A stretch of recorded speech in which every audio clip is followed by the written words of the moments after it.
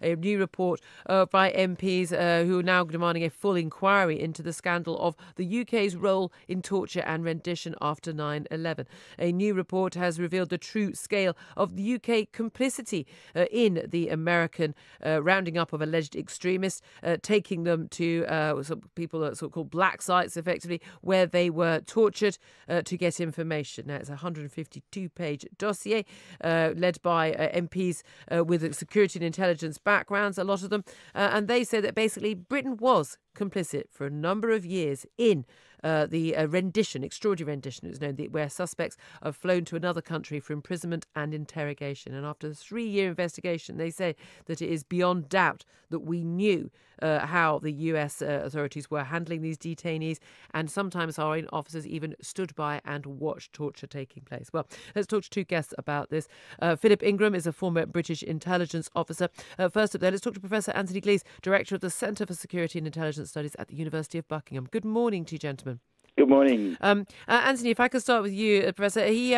This report is, people say this is very devastating, this is very shocking, but is it shocking? Did we not always know this was happening and that the British government and the British intelligence community also knew it was happening?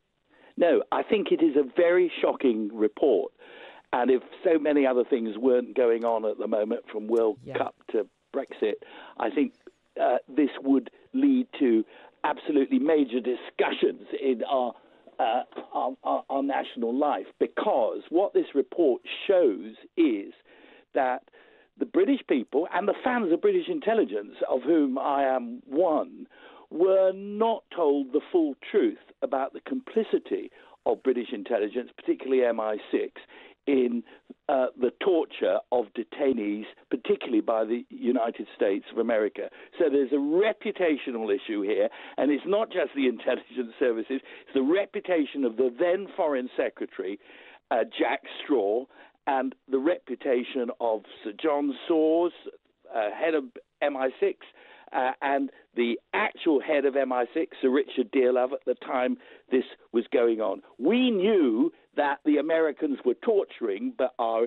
intelligence chiefs told us we, the British, had absolutely nothing to do with it, and we would not work together with the Americans to enable them to torture people. This report shows that was completely untrue. Well, indeed. I mean, Jack Straw back in 2005 had said, unless we believe conspiracy theories and that behind this there is some secret state in league with dark forces, there simply is no truth in the claims that the UK has been involved in rendition, full stop. And yet now it's emerged in this report that Mr. Straw personally authorised the costs of MI6 part funding a US rendition plane to transport 2 terror captives to a black site prison back in 2004. Philip Ingram, you've been working in intelligence many, many years. Are you shocked by this? Really shocked by it, because I was in Iraq in 2005, 2006, and with the British Army, I signed off interrogation operations, how we dealt with our prisoners, and other sensitive intelligence operations. And if we didn't get the right level of clearances, if I was unhappy about the approach, activities didn't happen. And what this shows over a long period of time is from the informed turning a blind eye to a policy of a blasé approach to what the law is, and that policy is set at the top. And as Anthony Glees said, we saw issues with Sir Richard Dearlove with MI6. Well, he allowed his intelligence to be interpreted to take us to the Iraq War, or misinterpreted in a way that took us to the Iraq War.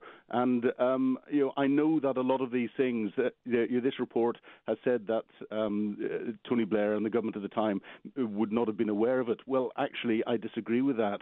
I know how these things are signed off, and they would have been aware of it. And we have to ask the question. This would go all the way to the top, these sort of decisions. The decisions would go to the top. The sign-off might be at a slightly lower level, but they would be briefed very quickly afterwards that these things are going on because of the potential political impact. And Philip, in terms of your work as a former British intelligence officer, do you think that the British shouldn't be involved in torture on any level, where they're doing it themselves, watching it, providing questions, benefiting from the information gained from it, because it's illegal, because it's morally wrong? or because it doesn't work, or any combination of the three? What's the reason for you? All three. It has been proved that torturing people is not the best way to get information out, because what they'll do is they'll say anything to stop you hurting them. But isn't that why it does work? But why do so many totalitarian dictators, why do so many, organised crime bosses, why do so many people use torture if it doesn't work? Because in many cases, actually, they're not interested in getting the information. They're interested in just sending a clear message out to people that you mess with us and we're going to terrorise you. And this is what we're seeing here. And you spend more time, if you've got information that's been extracted in a harsh way, trying to sift the garbage away from the useful stuff. And it just wastes time. Okay. We just talk to people in a generally nice way, and the nicer we talk to people, the better we treated people, the quicker they opened up to us and the quicker they gave us the information that we wanted. Professor Anthony Glees, now look, neither you nor I have been, been in this situation where we're in a position where we could face these choices. But do you think that it does appear that very senior people, likely, Jack Straw, a foreign secretary, and others were aware of this? Do you think they thought they were doing the right thing, but the British public, the British media, the courts would not look upon this kindly? Is this something that we need to have a national debate about? Because is it just that, look, these things are going on? They're probably going on in every country, as and when they feel it's necessary. But we just like to turn a blind eye as a public and as a media ourselves. Or do you think they knew it was wrong?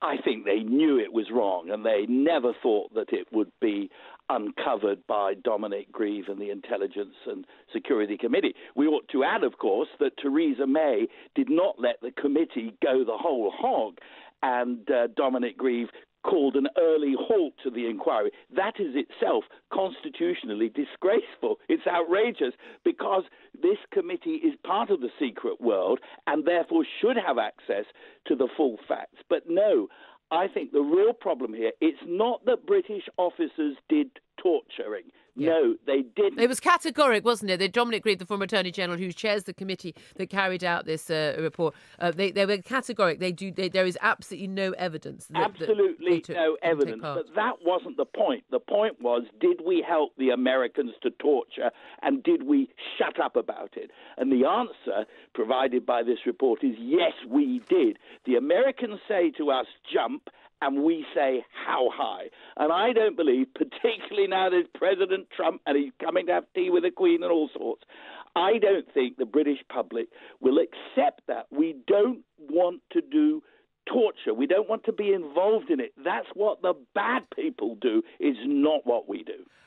Can I just finally put this to both you, Anthony Glees, and also Philip Ingram, just finally and briefly.